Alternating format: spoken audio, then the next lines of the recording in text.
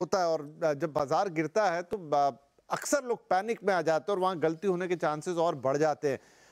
अनुज जी, तो अगर हम बात करें, देखिए बार बार वो बात तो है, अभी अब बॉटम आउट वो एक अलग सिनारियो हो गया, लेकिन फिर भी अगर कोई सिलेक्टिव बाइंग करना चाहता है तो क्या एक बाइंग अपॉर्चुनिटी है, क्या कुछ खरीदा जा सकता है?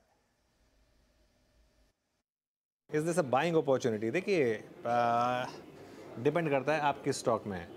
एक्चुअली इसका जवाब मैं इस तरीके से दूं, this is a buying opportunity and this is a selling opportunity. ऐसे कई स्टॉक हैं जिसमें इस समय सेलिंग अपॉर्चुनिटी है और ऐसे कई स्टॉक्स हैं जिसमें इस समय स्क्रीमिंग बाय है। तो एक लॉन्ग शॉर्ट मार्केट है ये।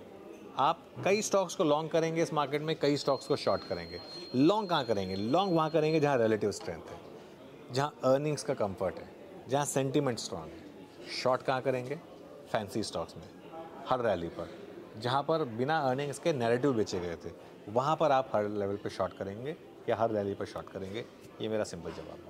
जी बिल्कुल, जो प्रकाश जी ने कहा लगभग वही बात कह रहे हैं यहाँ पर अनुज भी कि वो बाइंग भी है और सेलिंग स्टॉक भी है कि आपको खराब स्टॉक से तो बाहर निकलना ही निकलना है। मीर सर, इस पे आपकी क्या राय होगी, क्योंकि ये बहुत कंफ्यूजिंग है। मैं तो जो लोगों को सुनता हूँ रोज, हमारे सवाल आते हैं वहां से, मुझे लगता है कि वो बेचारे बहुत परेशान भी हैं और कंफ्यूज भी बहुत है, जैसा अभी प्रकाश जी भी कह रहे थे। बिल्कुल।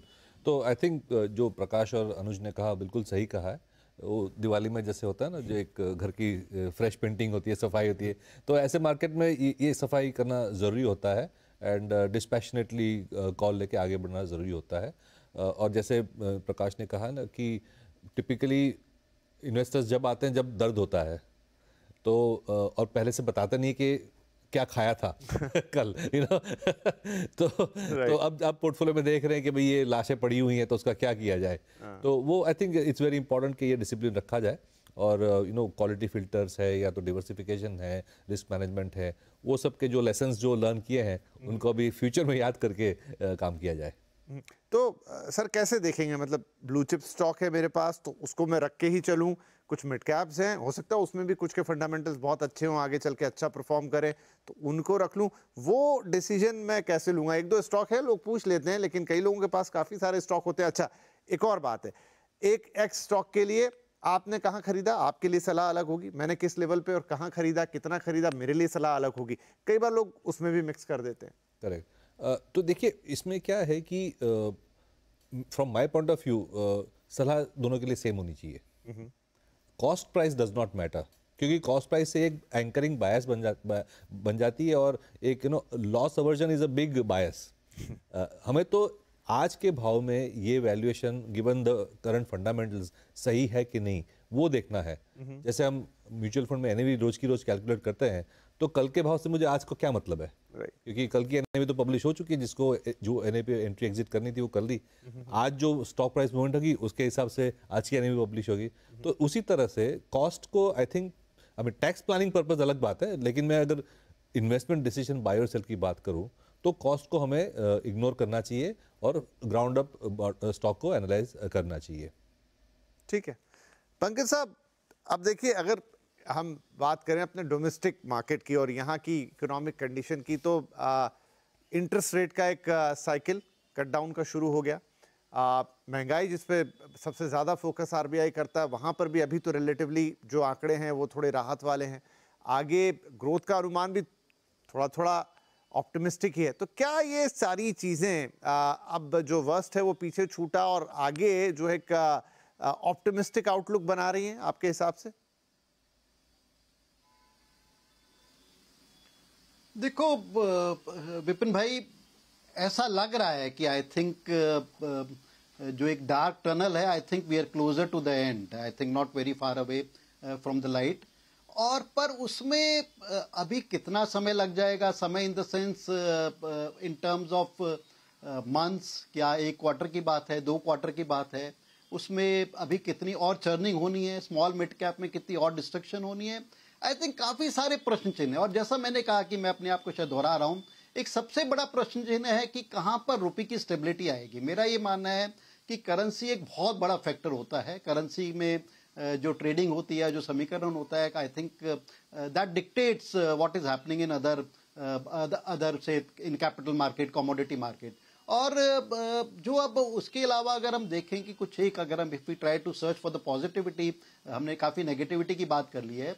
ऐसा लग रहा है कि अब जो ग्लोब में एक जो वॉर काइंड ऑफ सिनेरियो चल रहे थे उनमें काफ़ी थमाव देखने को मिल रहा है। I think we are closer to Ukraine Russia war ख़त्म होने के काफ़ी क्लोज होंगे हम। गल्फ में काफ़ी स्टेबिलिटी आ गई है और हमें नहीं भूलना चाहिए कि इंडिया को एक जो बहुत बड़ा एक पॉजिटिव फैक्टर पिछले 1.5-2-3 साल में देखने को मिला, that was crude. I think crude में काफ़ी स्टेबिलिटी थी। आई थिंक उसको हमारी कंट्री को काफ़ी हेल्प किया है और आने वाले जिस तरह के समीकरण अब हम रुझान देखने को मिल रहे हैं, जिस तरह की कमेंट्री देखने को मिल रही है, ऐसा लग रहा है कि क्रूड में और नीचे की तरफ ही एक स्टेबिलिटी रहेगी rather than being worried about कि ये ऊपर ना चला जाए। So that is one kind of stability वो हैगी। जिस तरह के रिजल्ट्स अभी हमारे को रिसेंट Q3 में देखने को मिले, आई थिंक रिजल्ट्स बहुत अच्छे नहीं थे, but there were serious pockets of encouragement. और अगर अगले 2 क्वार्टर में हम देखते हैं कि रिजल्ट सीजन यहाँ से थोड़ा बेहतर हो जाता है, खासतौर से मेरे को लगता है जो अगर हम एक फाइनेंशियल सेक्टर की बात करें, काफी सीरियस एनकरेजमेंट देखने को मिली है, काफी रेजिलियंस भी हम देखने को मिल रहे हैं। मार्केट्स काफी मैच्योर है, हम देख रहे हैं कि जिस तरह से बड़े बैंक्स में स्टेबिलिटी देखने को मिल रही है, I think that could be one serious pocket of outperformance in coming quarters. So समीकरण अच्छे बन रहे हैं, बट यहाँ से और कितनी एक वॉलेटिलिटी में मार्केट में डिस्ट्रक्शन हो सकती है, कहना मुश्किल है।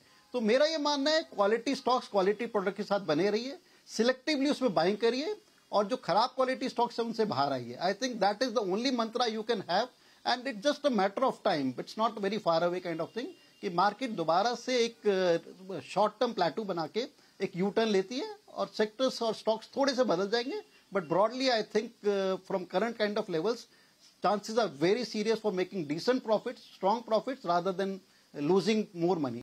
एक चीज मैं दोहराना चाहूंगा कि शायद कई बार हम किसी चीज के लिए आंखें बंद कर लेते हैं, इन द सेंस आज से 6-8 महीने पहले डिफेंस में फ्रॉड बड़ा क्लियरली नजर आ रहा था and there were some funds which were coming with IPO offers at the top of the fraud और टॉप ऑफ द डिफेंस, और उसमें भी हमने देखा था कि भर भर के आ रहे थे। सो अगर थोड़ी सी अलर्टनेस रहे, I think sector churning, stock churning बहुत मुश्किल काम नहीं है। और जैसा प्रकाश भाई कह रहे थे, अगर सीरियस एक्सपर्ट एडवाइस इन्वेस्टर्स लें तो I think they can do much better.